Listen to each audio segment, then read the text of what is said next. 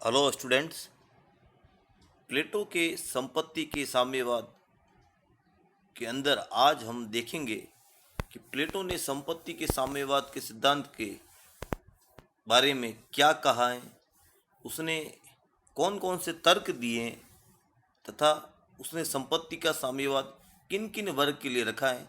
इन सब के बारे में चर्चा आज प्लेटो की संपत्ति का साम्यवाद टॉपिक के अंदर करेंगे।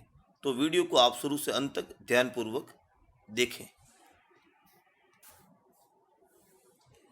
व्यक्तिगत संपत्ति का उन्मूलन प्लेटो की साम्यवादी विचारधारा का अंग है। प्लेटो की धारणा है कि व्यक्तिगत संपत्ति व्यक्ति को स्वार्थी, ईर्ष्यालु,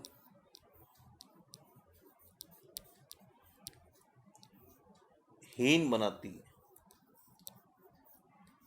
और राज्य की एकता और न्याय को संकट में डाल देती है। अतः प्लेटो अपने आदर्श राज्य के दार्शनिक वर्ग का मतलब राजा, दार्शनिक, शासक और सैनिकों के लिए व्यक्तिगत संपत्ति को, इन दोनों के लिए व्यक्तिगत संपत्ति से वंचित करता है। इनके पास किसी भी प्रकार की व्यक्तिगत संपत्ति नहीं होगी। वह धन या संपत्ति को अनैतिक बतलाते हुए कहता है कि एक ही व्यक्ति के हाथ में संपत्ति और शासन की शक्ति रहने से पथभ्रष्ट होकर भीषण परिस्थितियां उत्पन्न हो सकती हैं। अतः शासक वर्ग को संपत्ति से बिल्कुल अलग रखना चाहिए। शासक तथा सैनिक वर्ग निजी संपत्ति के अधिकारी नहीं बन सकते। प्लेटो संरक्षक वर्ग के लिए संपत्ति विषयक साम्यवाद का प्रतिपादन करते हुए कहता है कि पहली बात यह है कि उसके पास केवल उतनी ही संपत्ति होगी, शासक वर्ग के पास, जितने जीवन जीने के लिए अनिवार्य हो। जीवन के लिए जितनी अनिवार्य हो उतनी ही उसके पास संपत्ति होगी। राजा के पास न तो कोई अपना घर होगा, न कोई गोदाम जो सबके लिए खुला ना हो। उन्हें सामान्य भोजनालय में भोजन करना होगा। सिपाहियों की तरह डेरे में सोना होगा और केवल यही ऐसे नागरिक है जिन्हें सोना चांदी तक छूना ना चाहिए। इसी में उनकी मुक्ति है। ऐसा करने से ही वे राज्य के रक्षक बन जाएंगे। प्लेटो की साम्यवादी व्यवस्था में संरक्षक वर्ग के पास किसी भी प्रकार की संपत्ति नहीं होगी। अब प्रश्न होता है कि फिर वो अपने जीवन का निर्वाह कैसे करेंगे। तो इसका उत्तर उन्होंने दिया है कि उनकी सेवाओं, दार्शनिक वर्ग की सेवाओं के पुरस्कार स्वरूप उनको उनकी सेवाओं के पुरस्कार स्वरूप उत्पादक वर्ग द्वारा ही वेतन दिया जाएगा। जो समाज का तीसरा वर्ग है, उत्पादक वर्ग, उसके द्वारा वेतन दिया जाएगा।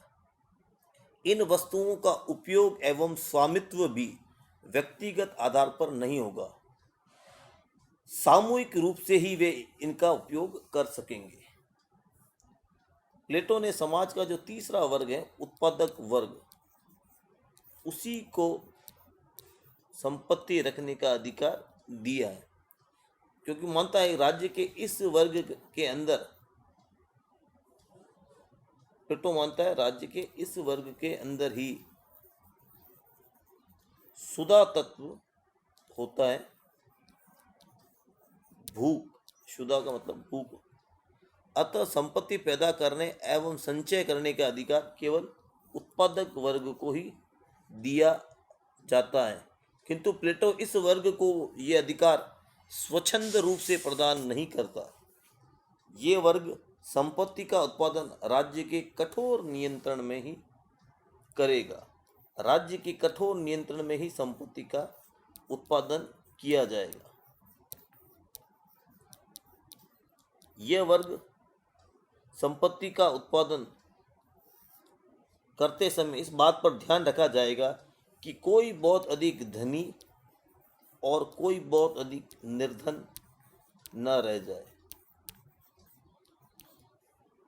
कुछ हाथों में धन का बाहुल्य होना तथा बहुसंख्यक लोगों का आर्थिक अभाव से पीड़ित होना, ये दोनों ही स्थितियां प्लेटो के आदर्श राज्य में अवांछनीय है।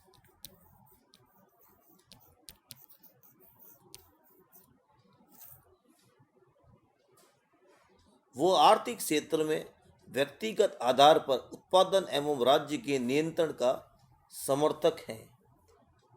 प्लेटो के अनुसार राज्य को न केवल संपत्ति के अत्यधिक बाहुल्य एवं न्यूनता को नियंत्रित करना है, बल्कि उसे ये भी देखना है कि संपत्ति जो है वो उचित साधनों से अर्जित हो। संपत्ति का अर्जन उचित साधन से हो। ऊंचे ब्याज अथवा अधिक मुनाफा रखकर किया गया संपत्ति का संचयन उसने अनुचित माना है। कृषि के विषय में प्लेटो का यह विचार था कि उत्पादन व्यक्तिगत आधार पर किया जाए और भूमि पर व्यक्तिगत स्वामित्व हो। कृषि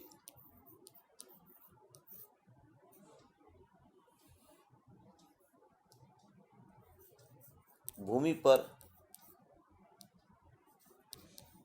व्यक्तिगत स्वामित्व।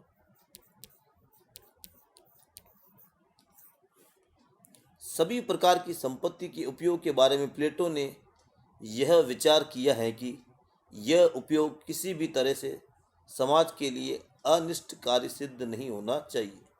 समाज के सभी वर्गों के उचित हितों को ध्यान में रखकर संपत्ति के उपयोग की व्यवस्था की जानी चाहिए, क्योंकि अंततोगत्वा संपत्ति समाज के द्वारा ही पैदा की जाती है। अब हम देखते हैं कि प्लेटो के संपत्ति के साम्यवाद की क्या विशेषता है।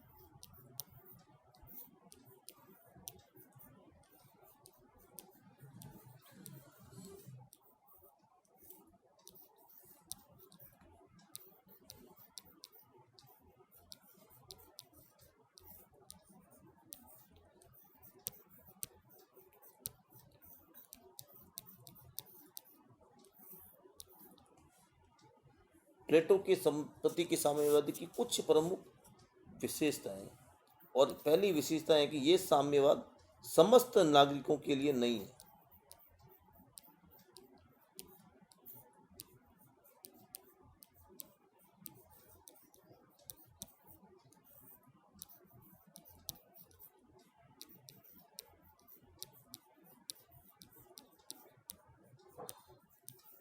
ये केवल हम पहले ही पढ़ चुके हैं शासक वर्ग और सैनिक वर्ग के लिए। इसका उद्देश्य यद्यपि संपूर्ण समाज का कल्याण है, किंतु इसे संपूर्ण समाज के द्वारा व्यवहार में नहीं लाया जा सकता। दूसरी विशेषता है, प्लेटो का उद्देश्य जो है वह है राजनीतिक।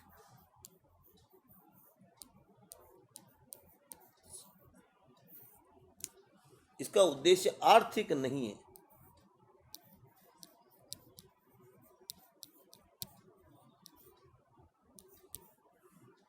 आर्थिक नहीं, आधुनिक साम्यवाद की तरह इसका उद्देश्य आर्थिक विषमता दूर करना नहीं है, बल्कि राजनीति और शासन व्यवस्था को दोष मुक्त करना है। तीसरी और अंतिम विशेषता है, प्लेटो का साम्यवाद त्याग का मार्ग है।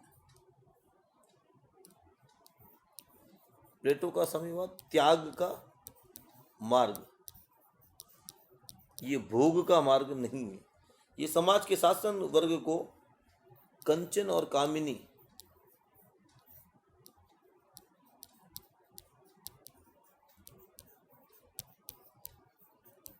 का मोह छोड़कर लोक कल्याण के लिए रत रहने के लिए प्रेरित करता है। इसीलिए फोस्टर नाम के एक विद्वान कहते हैं कि प्लेटो के संरक्षक वर्ग को सामूहिक रूप से संपत्ति का स्वामित्व ग्रहण नहीं करना वरन इसका त्याग करना है। तो इस प्रकार हमने आज देखा कि प्लेटो के संपत्ति के साम्यवाद के बारे में प्लेटो ने क्या क्या विचार व्यक्त किए। इसका अगला भाग संपत्ति के साम्यवाद के क्या क्या आधार हैं वो हम अगले वीडियो में देखेंगे। इस वीडियो को ध्यान से सुनने और देखने के लिए बहुत बहुत धन्यवाद।